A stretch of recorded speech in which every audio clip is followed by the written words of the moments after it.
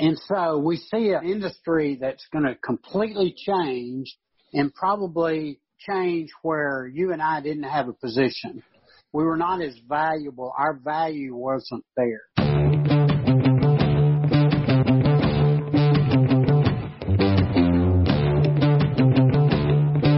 Hey guys, this episode is brought to you by Point Blank Safety Services.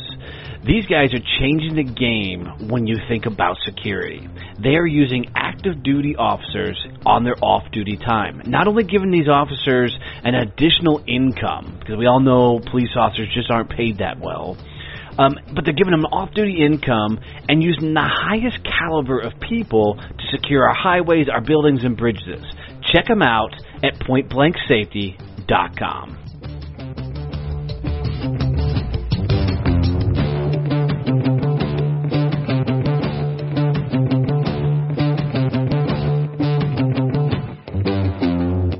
All right, guys, this is going to be a fun one today. I got my buddy John Burt on here today. John and I recently just met. We went and had a fun cup of coffee. I'm like, dude, you got to come on my podcast to tell your story. So I'm really excited to bring you John. Let him tell you his story and the things he's done all over the years, especially 25 years of one that I'm really excited to talk about. So John, welcome to the show, brother. Please tell us your story, tell us your journey, and let's rock and roll. Donnie, I appreciate it. I'm a big fan of yours. I've been following your podcast. The one today was fantastic. Oh, thanks for that, brother. Thanks for that. I mean it. I really mean it. Well, I was born at a very early age, and I'm a Fort Worth boy. I've lived in Tarrant County all my life. I went to school here, graduated here, went to college here at UTA, graduated from there with a graphic design degree, spent some years in graphic design, then went into commercial printing, spent 10, 12, too many years in commercial printing, and primarily in sales and marketing. And then I spent about 5 years in finance, and at that point, I decided to get out of that and go into coaching. I've studied coaching for a long time. That's what I really am passionate about, really enjoy doing, and have good success at. Along that, I'll tell you the story is back in the early 90s, my first sales job, I had 3 kids and a wife. And my first sales job was, I got a real nice desk, a real nice telephone, and the Yellow Pages. That was my sales training. Hey, you and I went through the same sales training. We're the same one, I know. And so I started there. So I was looking for opportunities to make some extra money. And I had a couple of my buddies talking to me about officiating high school football. And I was typical like everybody else. I didn't care for officials. Well, they said, well, you know what? You get paid. You can get paid for this. So I went and I just about talked myself out of it. And so I went to a scrimmage. And, here I am desperate for money, wanting to make extra money, really working hard at sales, trying to make ends meet there. So I went to a scrimmage. A scrimmage is controlled. Coaches are on the field and they control things. A swing, and that's what you do is young officials go and they get to work with veteran officials. So my first play was I was standing on the sideline with Rusty Russell, a Division I football official, had been doing it for many years. And he was telling me my keys. You got a key on the tight end. You got to make sure your split end is off the line of scrimmage. All this stuff. Well, the first play, they snapped the ball, and 22 football players ran straight at me. It was a end run to me, and I've never gotten a bigger adrenaline rush in my life. And I go, this is pretty cool. And so I was hooked. I've been doing it for over 26 years. I think this is my 27th year. I've worked my way up. So if you've been to a high school football game in the last 25 years, you probably have yelled at me. That's what I was going to say. So you spent almost 26 years being the guy getting his ass chewed out in the stands by all the parents that say, it doesn't matter which side of the field, you suck on both sides of the field. Right, exactly. Exactly. Here's a funny story. So in the early days, you work yourself up to work to varsity. You know, you want to work varsity games on Friday night. So I was sent with a crew down to Tolar, Texas, which is just south of Granbury down there. Great. I love doing their games. Everybody in the town shows up. And I'm a young official, okay? And so I'm there, and both sides of the field are yelling at us, and they're calling us homers. And so I go over to one of my other officials, and I says, I don't even know where we're at. How can I be a homer if I don't even know where we're at? I've never been to Tolar in my life. I'm not even sure I could find my way home from here. So it was equal, you know. It was from both sides of the field.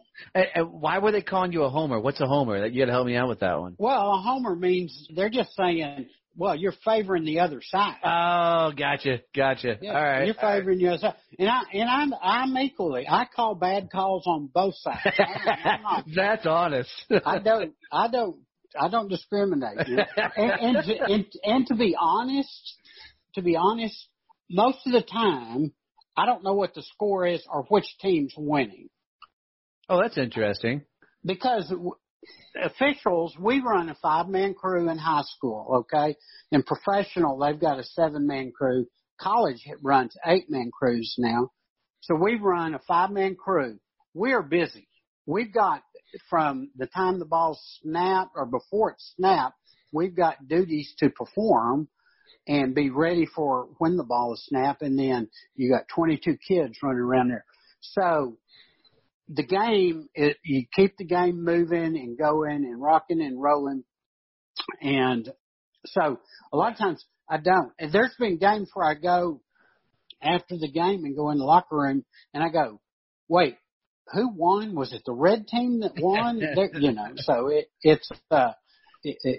that's an interesting aspect of it. Yeah, well, you know, I got to ask. So, and when we had coffee, I told you the story a little bit so I go to my nephew's baseball game.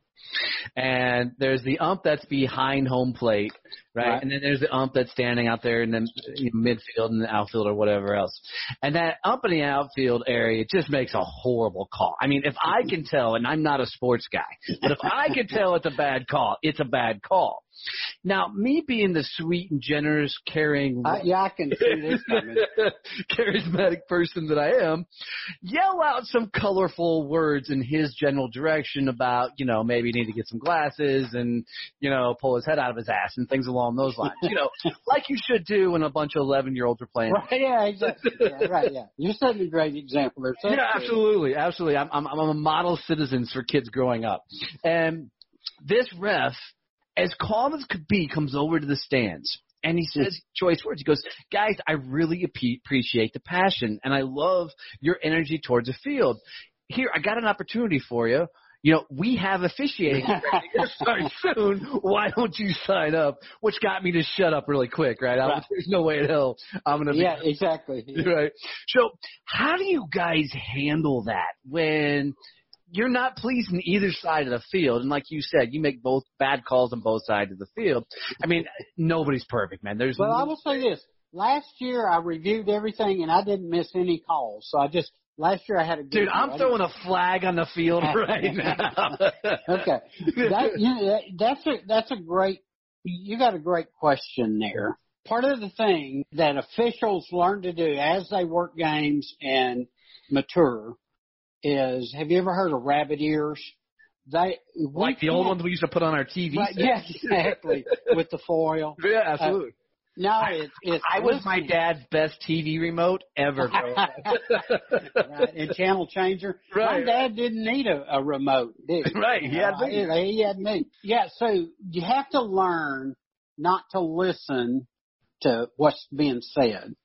You just ignore it because most people don't understand what's going on.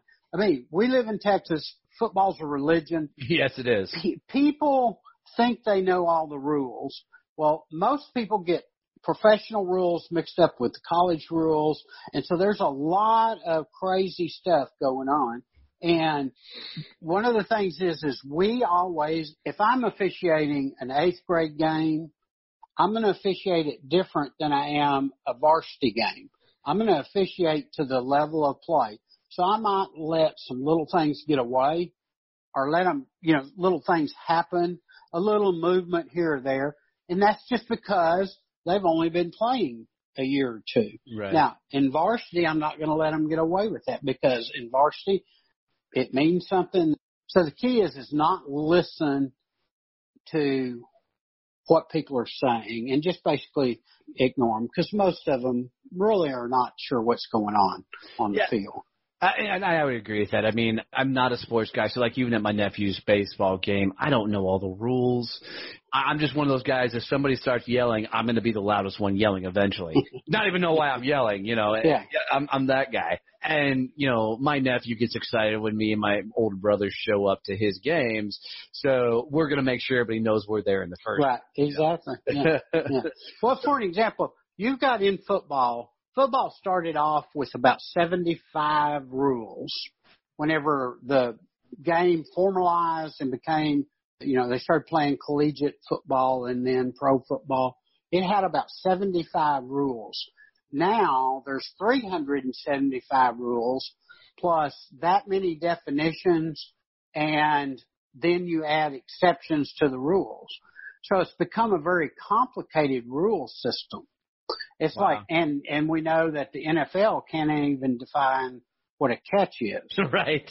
Right? I mean, they go back and forth. So, but anyway. That's crazy. 375 rules. I'm not a rule follower type guy. I mean, so you give me one rule and I'm already going, yeah, probably not. Right. And do each one of those rules have one of those silly hand signals as well? No, there's only, the hand signals. If I had my book here, I can show you. We have a page of signals, and there's about 40 signals. Now, so it's almost like you learn sign language to be an official. Right. Got it. We have 10. We have about 10 we don't really ever use, but they're still there. Here's another interesting story. Now, the fans also have their own signals as well. Right, exactly. Okay, all right. Yeah, right. Well, when a referee becomes a referee, that is the white hat or the crew chief, what you do, all right, I'm going to pull back the curtain a little bit. Oh, I like it. Yeah. Don't tell anybody. It'll be our secret. Okay. So what we do is we actually will stand in front of a mirror at home doing signals, and now we have microphones that broadcast to the stadiums and going through some of what we'll say. You have to practice that because there's nothing worse than standing in front of a crowd of 400 or 500 to 2,000 or 3,000 people and not knowing what to do. And so you got to do you got to learn how to do your signals and all that. So you practice that. And of course, your wife is usually sitting there laughing at you, right. Making fun, and your kids and all this stuff. So, well, John, I'll help you out. As a speaker as well, we do the same thing. I'm walking through my house practicing speeches, and my dogs, laugh at me on a regular basis because they're like, what the hell is he yelling for? There's nobody here, right? That's funny. That is funny. That's greatness. I'll tell you this, and this is kind of the direction I think you want to go, is I've learned after the 25, 26 years of officiating, I've learned some business principles and coaching principles from the winning coaches in the state of Texas. And so I've learned to incorporate some of those into my coaching, personal coaching, business coaching aspects. I love that. So walk us through a little bit. So you've taken your knowledge from a sales guy, a referee, with a crap ton of experience. I mean, 26 years doing anything, there's a lot of knowledge to be had there and a lot of knowledge that can be transferred to others. And now you're taking all that knowledge and you're coaching people. Walk us through that process and how you're transferring that knowledge gained into leadership skills and your coaching practice. Perfect. Great question. I'll run through a few of them. You know, one thing I've noticed that coaches that win and win consistently, they bring their team to the field prepared. Good coaches come prepared. I did a junior college game in Cisco, Texas. They were playing New Mexico State Military Junior College, okay? New Mexico State Junior College drove here, probably 8, 9, 10-hour drive for a Saturday afternoon football game. We were going to kick off at 2 o'clock. And so before the game, we have a coaches meeting. The umpire and I go and talk to the head coaches. We just go over game time and get any specifics. We also check the balls and, you know, the inflations of the balls. And so we go to the home team. So we went to Cisco, had a nice visit with him. Well, then we go over to the New Mexico State coach. They're just getting off the bus, limbering up, all this stuff, and getting kind of in the pregame stages. And so we talked to the coach, and we said, Coach, you know, we need to check your game balls. And he says, okay, well, listen, let me see if we can find them. Well, they ended up only bringing one ball, and it was a kicking ball, and it was about 7 years old. So these guys were not really prepared for the game that they were fixing to play. So we went ahead and played. They had to borrow a ball, and interesting. So we as officials, we come to the game. We get there early. We prepare to be a team on the field. It's the same with when you get your company, your sales team, your customer service team, your research team, your development team. You provide them and you prepare them to perform and to beat the competition. You've got to outperform there. So preparation is one. Attitude is another. Ricky Williams said that a team takes on the personality of their coach. I agree that.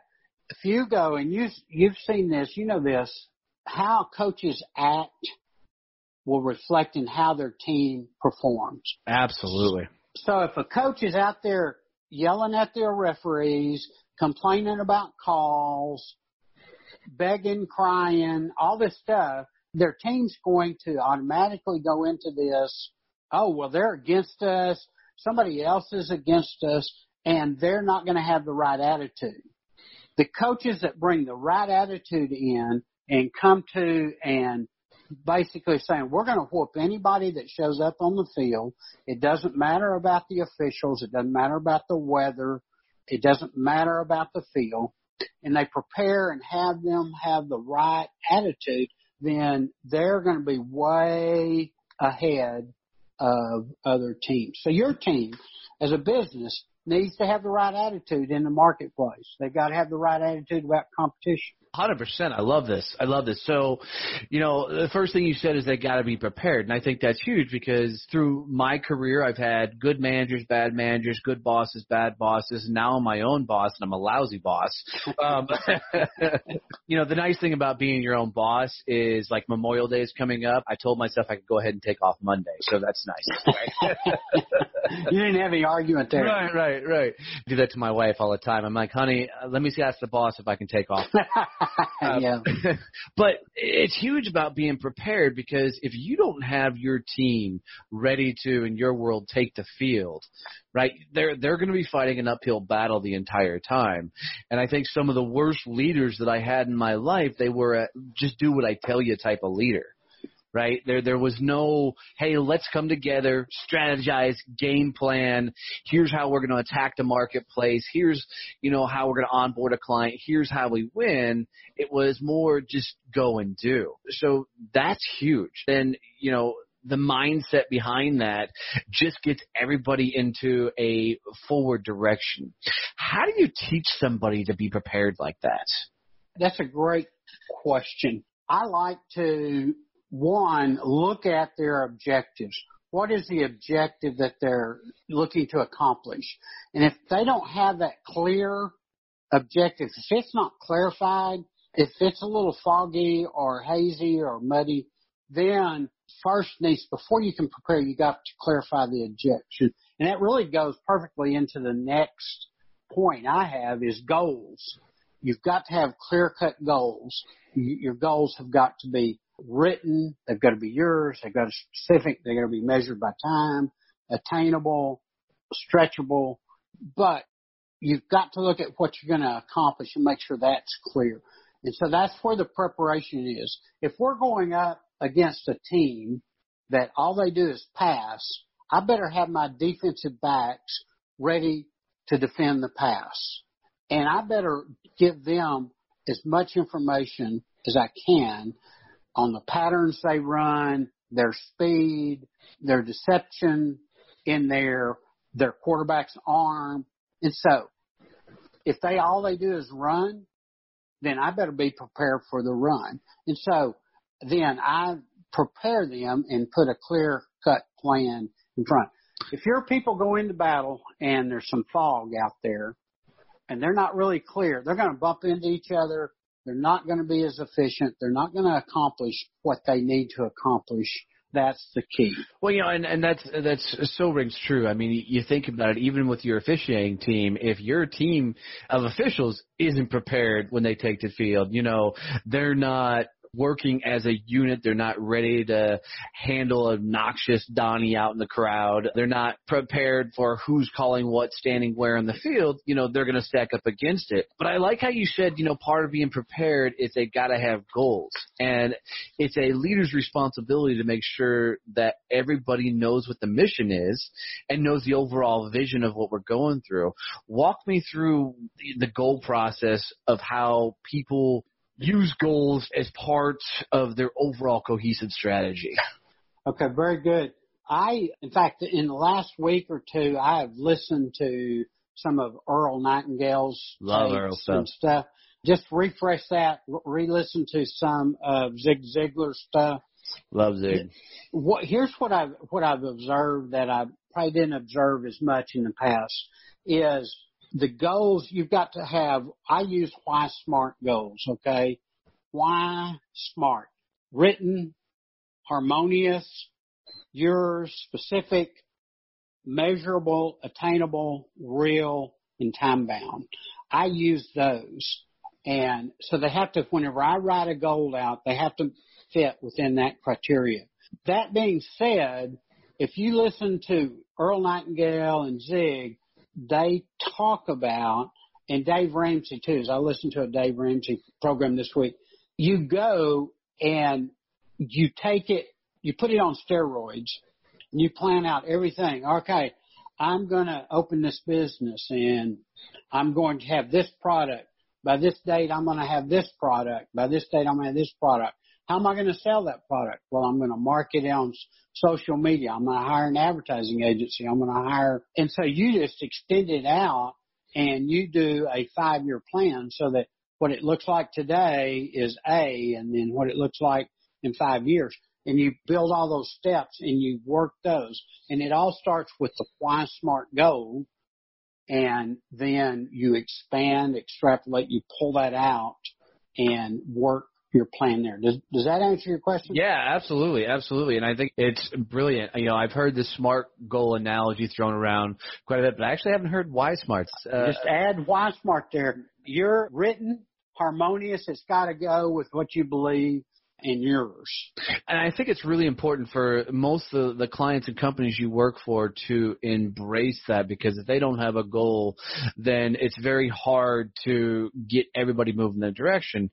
When I do a lot of speaking on goal setting and the like, I talk a lot that goals really don't work. And just go with me a second on this, is because people set goals and they usually set goals that they don't think they can achieve in the first place. So I talk a lot about setting milestones, which is, scalable incremental growth that they can do. So from a sales perspective, I talk a lot about, let's say you average $10,000 a month in sales. Instead of saying you want to get to 50,000 or you want to hit $2 million a year in sales, I'm like, okay, we're at 10. Can we get to 11? Right? And let's do incremental growth so you can wrap your head around it. So I love this whole why SMART thing because I think it fits right in there of being yours and everything else. They've got to be attainable, but you want to stretch them a little bit because you don't want to say, okay, I'm going to have 10,000 $100 in sales. Right. Okay, let's stretch it a little bit. I talked to a guy who last year his billing was, he did $2,010 in billing. And this year he said, I want to go to $210,000. This year he wants to go $275,000. Now I go, wow, that's a pretty big jump. How are you going to do that? What are the steps you're going to take? And he outlined it. He had how he was going to do it. And he says, but John, if I hit 225, that'd be okay. It's still an increase. And so I think that is part of it. Do the milestones, small incremental.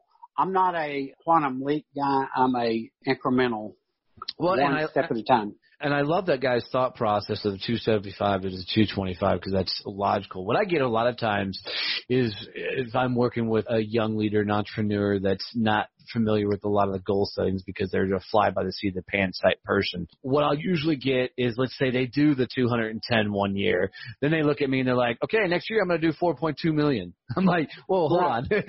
Let's slow it down a little bit based on what, just like you did with that guy. Right. And he had his plan in place. He said, all right, this is where I'm going to increase this.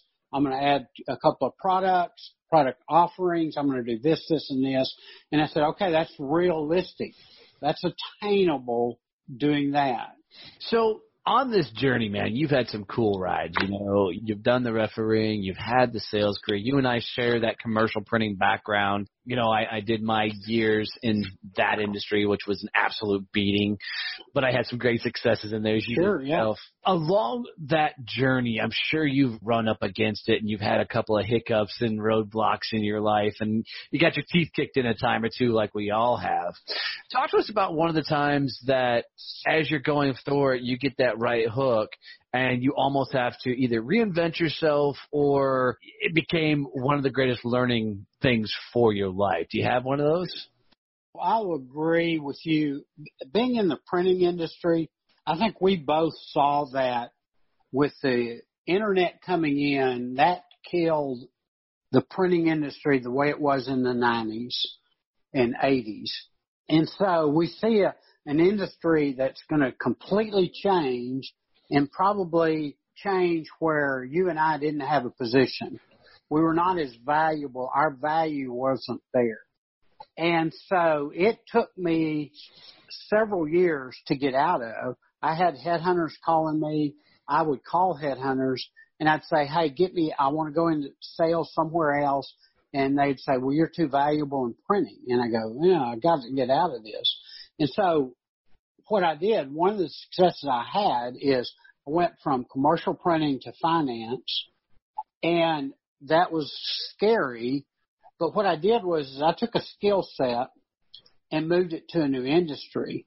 All I had to do basically was learn the language because I was already building relationships. I was already serving, taking care of my clients and offering products. So once I learned the language and the product, then I translated the successes I had over into another industry. No, that's awesome. So the challenge is got to be on your toes.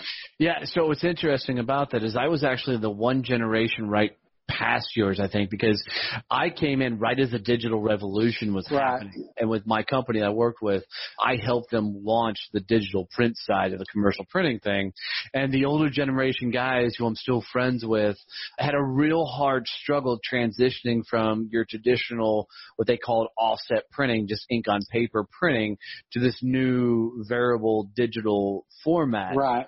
And it was a real huge transition of styles of printing and everything else. And a lot of guys struggled through that era to come to grips. And, I had a couple of salespeople that actually despised what I did because I didn't sell the old school stuff. I focused on this new generation. Right.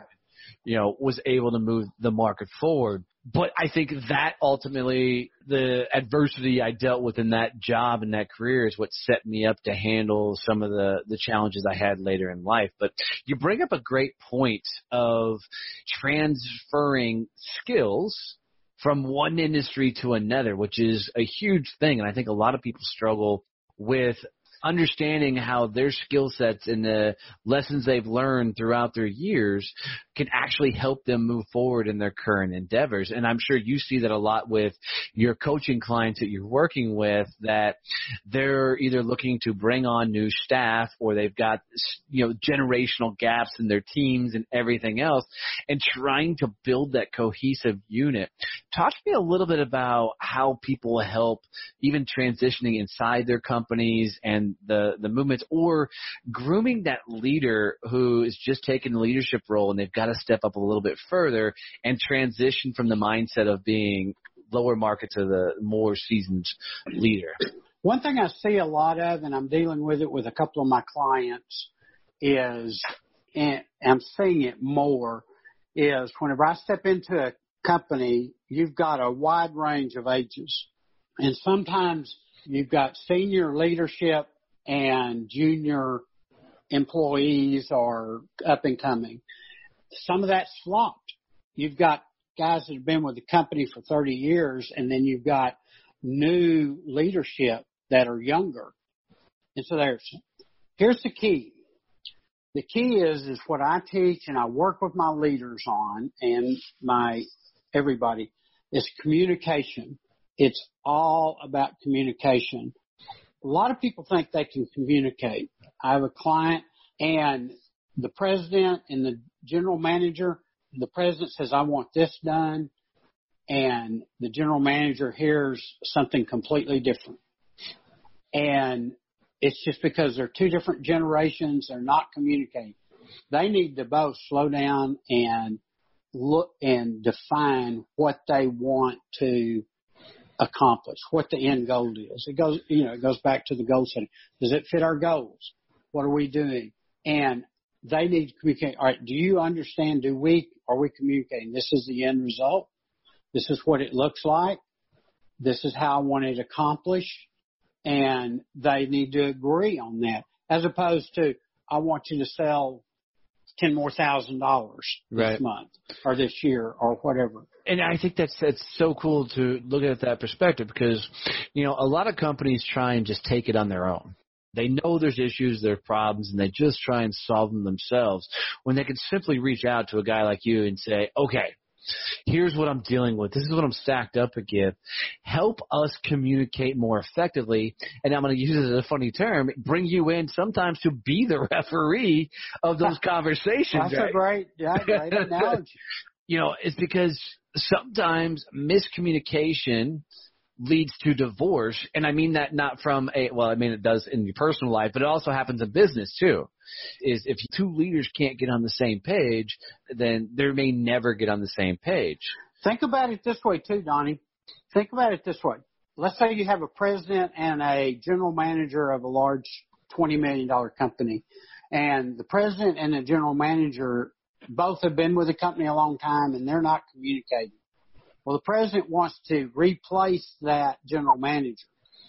How much is that going to cost? It could cost, I did this evaluation with a company not too long. That could cost $50,000, $100,000 to replace that person. One, you're going to release, fire, long-time employee. What does that do to morale? Well, yeah, and on your number, John, I'm gonna inflate it a little bit because I read a study once upon a time. This is back when I was doing sales training, and I was floored by this. Is let's say you pay somebody $50,000 a year. Well, to replace that person can be 4 to 10 times that cost, only because you got to think about the time you put in the training, the time to ramp up, the time to understand, the downtime for whatever that position was held. So, not to challenge you on your numbers, but I'm gonna actually push them a little bit higher. Yeah, $50,000 could be $250,000, $500,000 fix to replace that individual. And I try to undershoot it, but even by undershooting it, it's still an extreme number. Absolutely. And in what I'm doing, this is one of my clients. I'm saving that relationship, and I'm saving them a lot of money. All of a sudden, it was unbearable. We're going to have to do something. Now it's, hey, all right, I can see this working. We're making progress now. The value is there. Coaching value is there. It's not a cost. It's a little bit of an investment that most of the time yields huge results. Well, and I think for you as a coach, bud, you come from such just a cool background. I mean, literally, with the years you spent in the referee world and then all the careers you had, just comes with such just killer experience. Because for me, I run into a lot of coaches. And I don't know if this number is true, but I've heard it thrown around. You and I are both in the Dallas-Fort Worth marketplace. And I was told that there's something like 100,000 coaches, in this marketplace. And I have to assume that includes your football coaches, your baseball coaches, But even so, there's that many people who are claiming to be coaches in there. And I think a lot of these people don't have a real background behind them. They don't have a real story. They're just putting a shingle up that says, I'm now a coach. Right. So I love meeting guys that actually have the background that lends itself to here's what I've learned over the years and how you apply it. So I think we were going through a lot of your principles, and I jumped in on you. No, it's great. Actually, you're asking the questions that we covered all of them. I'll do them real quick. Being prepared, having the right attitude, goal setting, and communications. Okay. And then the last one would be don't take yourself out of the game. Don't do something that takes you or your team out of the game. I was doing a big rivalry game. Both teams evenly matched. It was like the second game of the season, but there's this big rivalry they play every year. And the star player on one team, he gets a unsportsmanlike conduct in the first half. I hate that. Don't like doing that. Well, the rules state that if you get two unsportsmanlike conducts, you disqualify yourself. Now, just so I know, what constitutes an unsportsmanlike conduct? Well, you've got different penalties. You can have a personal foul. You can have holding, clipping. A unsportsmanlike conduct, it would be like taunting, calling another guy a name. So I can't walk up to a dude and say, dude, you're a flipping idiot. Right. Or you can't call him.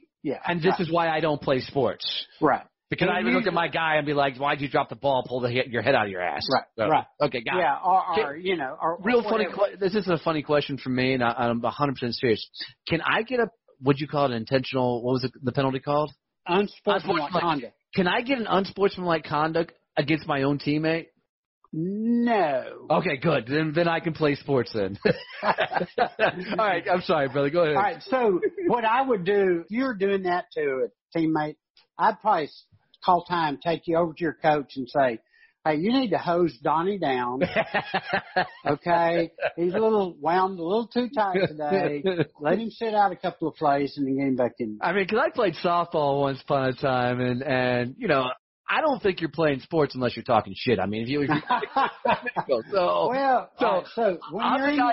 when you're doing NCAA rules, we have rules about stuff like that, and we allow it, but there's certain, profanity, calling them certain names, doing a throat slash, stuff like that, because what that does, if you don't control that, you get a fight going. Right. And so it goes from football to fight.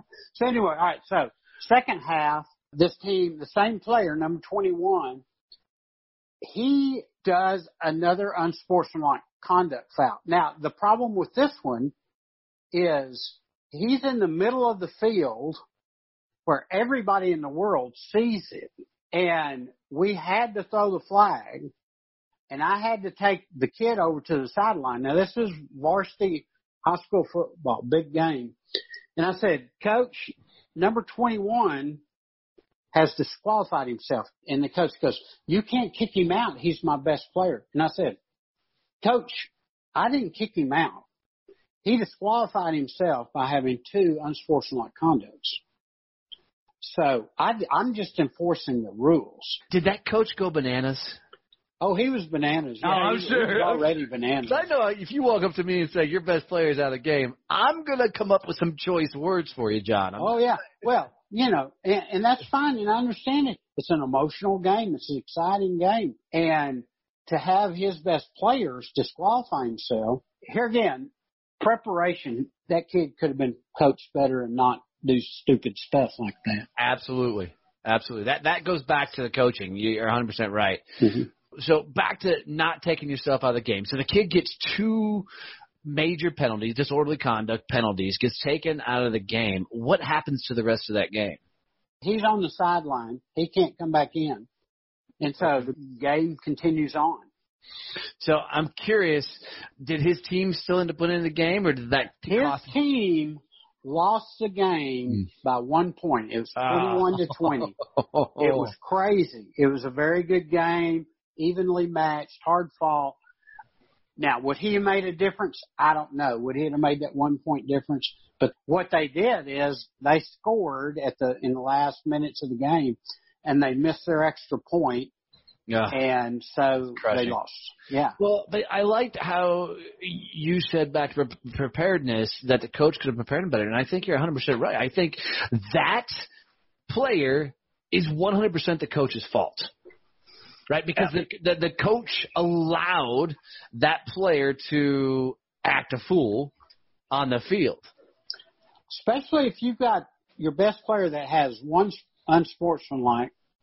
If what you do is you sit him down and you say, you don't do another one. You behave out there. You don't test the waters at all. And the problem is he did it in the middle of the field where everybody saw. And so we have to call that. Right. Absolutely.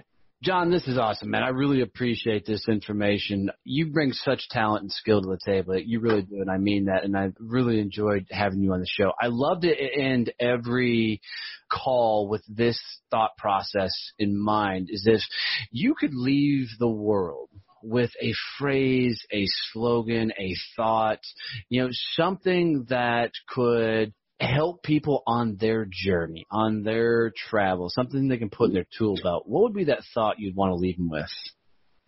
Well, that's a great question. And that's a tough question, too.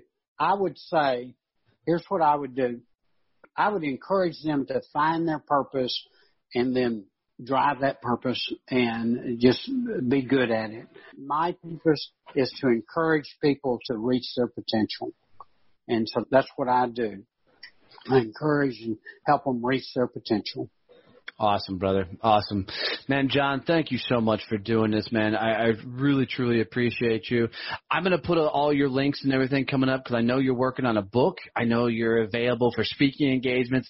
And, guys, I really think this guy's got a story to tell from his journey and everything, and with everything he does from a coaching standpoint, everything that he brings to life with everything he does. So, John, thanks for sharing your journey with us, brother. Thanks for being on the show, and keep rocking and rolling, brother.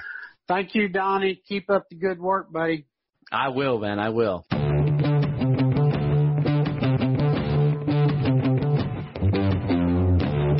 Hey, guys. Seriously, thanks for listening to this badass episode. I love doing these. I love to hear people's stories and journeys, but what I love most is if you can comment, if you share, if you can tell your friends about this podcast, that would mean everything to me.